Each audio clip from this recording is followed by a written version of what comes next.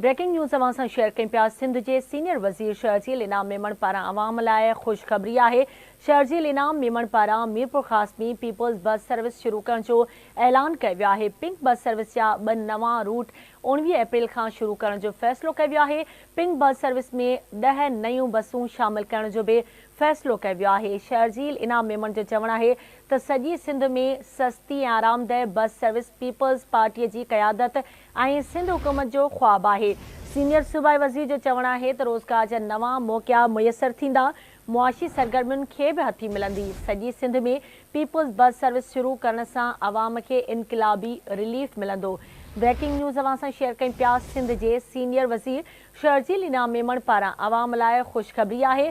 शहजील इनाम मेमण पारां मीरपुर ख़ास में पीपल्स बस सर्विस शुरू करण जो ऐलान कयो वियो आहे। पिंक बस सर्विस जा 2 नवां रूट 19 अप्रैल खां शुरू करण जो फ़ैसिलो कयो वियो आहे। पिंक बस सर्विस में 10 नयूं बसूं शामिल करण जो भी फ़ैसिलो कयो वियो आहे।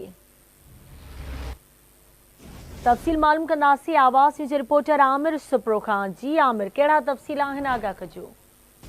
जी बिल्कुल गज़ाला सिंध जे सीनियर सूबाई वज़ीर शहजील इनाम मेमण अवाम जे लाइ हिकु ॿी ख़ुशख़बरी ॿुधाए छॾी आहे। शहजील इनाम मेमण जो चवणु आहे त मीरपुर ख़ास में भी पीपल्स बस शुरू कयूं था। ॿिए तरफ़ हिन इहो बि चयो आहे त पिंक बस सर्विस जेकी आहे उन जा 2 नवां रूट जेके आहिनि उहे 19 अप्रैल खां शुरू कया वेंदा ऐं 10 जेके नयूं बसिस आहिनि पिंक बस सर्विस उहे उन में शामिल कयूं वेंदियूं। ॿिए तरफ़ सीनियर सूबाई वज़ीर शहजील इनाम मेमण जी ज़ेर सदारत इजलास थियो आहे, जंहिंमें सेक्रेटरी ट्रांसपोर्ट असद ज़ामिन MDS ऐं MTA कमाल दायो शरीक थिया आहिनि। पिंक बस सर्विस जा जेके नवां रूट आहिनि उन्हनि जो 19 अप्रैल ते ऐलान करण जो शहजील इनाम ऐलान कयो आहे। हिन जो इहो बि चवणु आहे त जेकी बस सर्विस आहे उन सां गॾोगॾु जेके नवां रूट आहिनि उन्हनि ते बि नयूं बसूं जेको आहे शुरू कयूं वेंदियूं। ॿिए तरफ़ सीनियर सूबाई वज़ीर जो इहो बि चवणु आहे त जेके नयूं बसूं शामिल कयूं वञनि पियूं पूरी सिंध में जेको आहे सस्ते किराए ते जेको आहे आवाम खे सुठी सहूलियत ॾिनी वेंदी। हिन इहो बि चयो आहे त ही क़यादत जो जेको ख़्वाबु आहे उहो सिंध हुकूमत पूरो करे रही आहे।